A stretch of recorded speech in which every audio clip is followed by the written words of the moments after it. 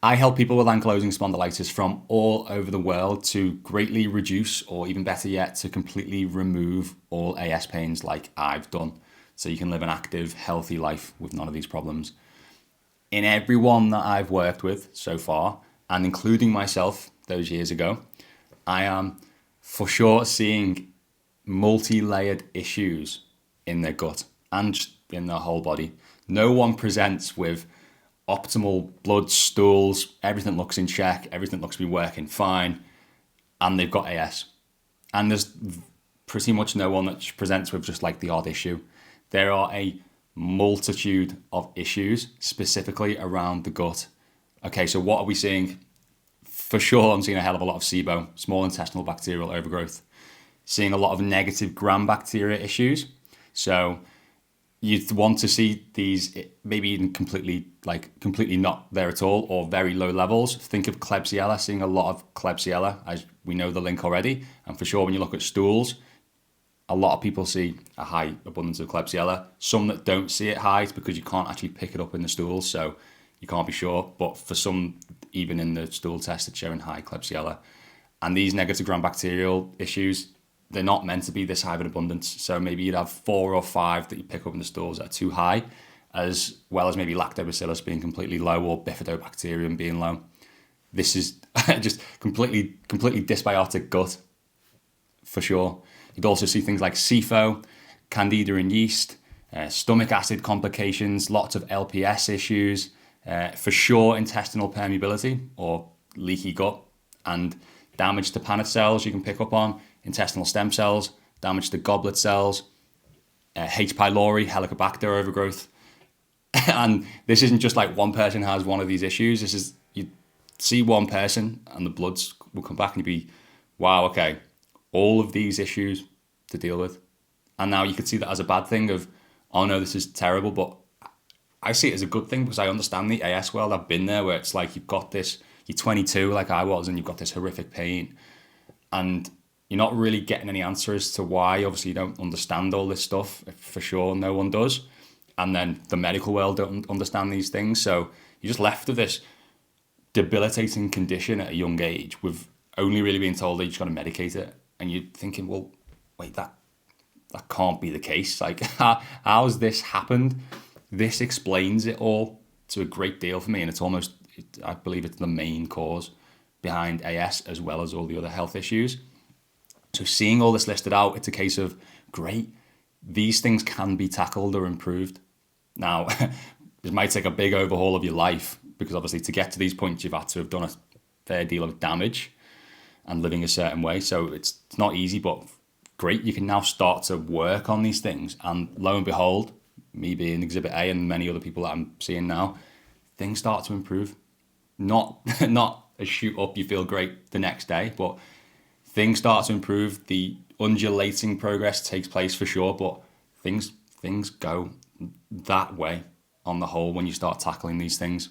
So let's take a look at my stool analysis from years back. Beneficial bacteria, lactobacillus species, basically non-existent. NG means no growth, which is really not what you want at all. Additional bacteria, which you wouldn't normally expect to see. For me, look at this list here. Enterococcus, Morganella, Morgani, Citrobacter, Serratia, Enterobacter, all at super high levels. And most of these, pretty much all of these, are linked to some level of disease.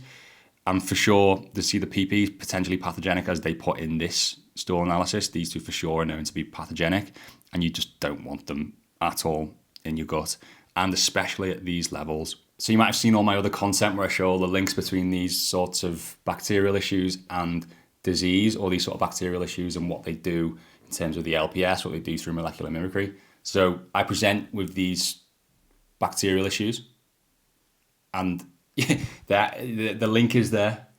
What can I do to deal with these bacterial issues? Obviously, how have I got to this point? There's stuff. What have I done? What do I need to change? What have I done in my life that I need to adjust? Most people, it's obviously what they've been eating, what they've been taking into their body through medications and all those sort of things, as you know. The way they're living, it's what you need to change. But for sure, how do I then get rid of it? Like, it might not be as simple as just change what I used to do. It's how do I get rid of these things? Another thing I'm seeing in my AS clients is for sure everyone presents with some level of stomach issue. There's been the rare few that don't mention anything about digestive issues. Stool is not how it should be, or like stomach pains, bloating. And some even also go on to explain in a sense that makes you feel that this is a bigger issue than the AS. It doesn't tend to be, because obviously the walking is the issue, but everyone's got some level of stomach issue, some level of IBS, probably IBD, maybe even they've been diagnosed with UC, Crohn's, some IBD condition. But obviously the AS is the most pressing issue. Again, there's links. I've shown this in videos before. There's studies that show that there are links between IBD and AS, and for sure the same issues, same bacterial issues, and the same damage to the intestinal epithelium that causes IBD for sure is also causing AS. There's a reason why people are presenting with these same stomach issues. Again, I was the same. The just constant stomach issue, digestive issue, and not making the link that obviously it's the same, it's coming from the same thing. So, and I'm seeing that with everyone I'm working with, for sure some level of stomach issue. And we can also use that almost as another measurement tool of if certain things are working or not. It's like how, or an indicator perhaps even of a flare coming on, is how's the stomach looking perhaps. Now, if you're going through gut protocols and die-off symptoms, it's not the best thing to use at times, but perhaps after a protocol or in the earlier days, the stomach is a good sign of how things are doing under the surface, and are we kind of tapping into reducing the inflammatory load in the gut that potentially is then going to help with the AS. Now, medications, have people been taking meds at some point, or are they currently taking meds when they start with me? What I'm seeing for sure is that everyone is on some level of medication. Almost everyone. Now, the better ones perhaps are on the lower dose of anti-inflammatories, but they are still taking them, or they have had phases of taking them, ranging all the way up to people that are on intense biologics, or they've been on their 4th round of biologics. All of them have failed, and they're now trying this one. So a fair few people have had the meds completely fail, or just not get them to where they want to. Or still there's been a fair few that have seen some level of benefit with the meds, or really good benefit, but then it's stopped working for some reason. And obviously now they know that, wait, do I just go to the next med? Do I just go to the next one? Or people are now starting to wake up to the idea of, wait, there's something else going on here that I can deal with. Perhaps they want to take the medications, which is completely fine. But they also know they want to deal with perhaps these underlying issues that are there regardless. If you're taking meds or on biologics and you've got all these issues in the stools and the bloods, you just want to tackle this no matter what you're doing. So I'm not telling people whether to take meds or not, or what they should and shouldn't do. That's your decision, your life. I understand both choices. But I do say for sure, like, you've got these issues here. Like, if you just leave them, they will be there no matter what. They don't just go. Like, SIBO doesn't just go. Klebsiella doesn't just wave goodbye and say bye-bye. It's one of the most robust bacterial strains that exists in the world. And if that's settled in your body, it's not just going to go, and especially not just going to go with a little bit of diet.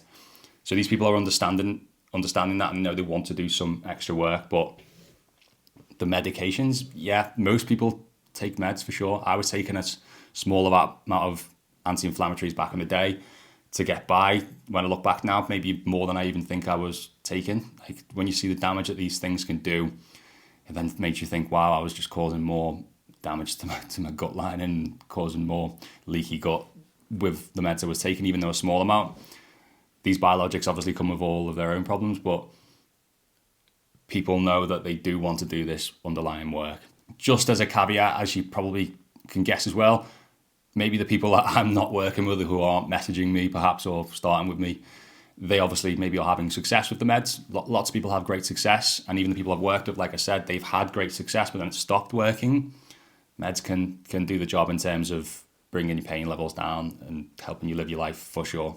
So results so far, what am I seeing? For sure, those that stick with it will see the results. I don't need to explain, hopefully, to most of you watching this, where if you present with all these issues and you think that a month or two of sticking to something, or just taking a few new supplements is going to kind of shift these things. Absolutely, we want from day one these things to start to come down, as in we look at the diet of how do we bring inflammation down as much as possible, and how do we start adding supplements in that will bring inflammation down as much as possible whilst also helping the gut. But this won't shift all these bacterial issues, like I said before, candida and yeast. If you've got huge overgrowth of that, if you've got multi-layered negative gram-bacterial issues, well, they aren't going to shift just from taking away gluten for a month. These things take time, and those that work at it the best they can do, doesn't have to be completely full effort, is what I'm seeing. For those that stick at it, they're the ones that are seeing the best results. A quick look at a few testimonials on my website here. These are a few of the success stories that I've had written down. RJ, 16, he was diagnosed with AS, in a world of pain, couldn't play basketball anymore. And we didn't even need that much of a gut protocol. It was just very much shifting the diet and putting a few supplements in place that actually made a difference, and he was back playing basketball. Alex, age 40, having a nightmare of AS, constantly stiff, and we got to a point where she was able to train in the gym, brought the pain down a hell of a lot, doing the things that she wants to do, and yeah, she's feeling a hell of a lot better. Andy, age 57. My AS feels so much better. So overall, really good. I'm really pleased. Now I'm getting better days where nothing's hanging around. With your guidance, you start to build and build. My stomach is settled right down. Strength training, I feel a lot more stronger. Do a lot of manual stuff now, so much more easier. More clarity. You have a wealth and expertise that I could never have. You're educating me. So, yeah, it's a massive positive. So thank you again. John here had psoriatic arthritis and potential AS, just not diagnosed yet. And he, as you can see in this photo here, went on to compete in a powerlifting comp, even after having a hand that could barely grip anything with the PSA. Ryan, age 16, a high-level tennis player, had AS, couldn't play for a whole year, pretty much got him back to zero issues at all. One of the best players in the country, very high prospects, but again, 16 AS, couldn't, and was told you're going to be on meds for the rest of your life. And with a good amount of work Ryan put in here, and still doing a lot of work, he's pretty much over it all and set himself up for his tennis career. Now, in terms of failures or people that maybe it hasn't worked to the success, obviously that's not listed on a website. They're the same people, again, if you 1 month or 2 months of work and they're not seeing any results or changes, again, this isn't their fault or anyone's fault here. It's just this is going to take time. And there might be a level of up and down through this, which people don't want to go through. They want to feel better, which right away, which I fully get, which we tried to do, which can be the case. I felt that when I first started going through all my processes. They do feel better, but some it takes a bit of time. Some it's going to take much longer as well. So 1 full protocol or 6 months of work, and it's not going to just completely fix all of the problems. And they still want to do more work, but for sure they see benefits. No one started a diet and started taking some of these multifaceted compounds that do so many things and they feel worse. It just doesn't happen. The level at which we can get the AS down to completely gone, you've seen those success stories there. Some of those people completely got rid of all the issues. It's a constant work. If you're 25, 30, 40, just how long do you want to live for? I'm sure you want to live for a long amount of time. Take your time with this. For sure, let's get it down. Let's deal with it, because tomorrow I want you to be able to get up and help play with your kids, go to work. That's crucial. But let's see this as what can you do in 5 years? What can you do in 10 years? Of how can you completely transform the rest of your life and your health and longevity, and healthy longevity from dealing with these underlying issues.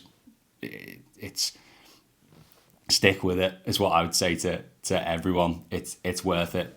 Another interesting thing I'm seeing is a few people are actually having a few nasty reactions even in the gut prepping phases. So before we even get to the antimicrobial phase, where we do go for the die-off and killing certain bacteria, trying to realign some bacteria, where you would expect to see these die-off reactions, people are seeing it quite early, which can be a good or bad sign of, yeah, we're really getting on top of things here. Or perhaps there's a lot to deal with, and already the reactions are showing that, yeah, we've got fair bit to get through here, but these people do improve quite a bit after. But I've just noticed recently, yeah, there are early reactions. When I say reactions, maybe just symptoms increase a bit more, or they just get a bit like a slight flare up here in the early days, even with a great diet and adding the supplements in for the protocol for repair. Just as you start to repair these structures, you start getting the Paneth cells working better. The goblet cells can actually produce mucus properly and protect the gut lining. This is when you can actually start to really damage or harm the bacterial issues that are there, and the negative gram bacteria that have been settled. They then start to be unsettled, die off, and the Herxheimer-Dieff reactions can take place. And I'm seeing this quite early. Most people I wouldn't see too early, but it's just interesting recently, just as a note, you can actually see some people having some reactions to start with. That's what I'm seeing in everyone with AS. Please do try to learn from it. And if you've got AS, just see, like, this is a real thing that you can tackle. And you can do it in whatever method or way you choose, but just know that I'm seeing this in everyone. Seeing it in myself. So there's everything so far. I'm thinking of making this a series perhaps where I kind of review what I've seen in my AS clients in the last month or last week even, just to kind of keep you all updated as to what we actually see and to share my information of what happens when we do these things or what are people presenting with. And yeah, share the results, share the interesting ins and outs, and you can ask me any questions in the comments, and maybe I'll answer them in the next video.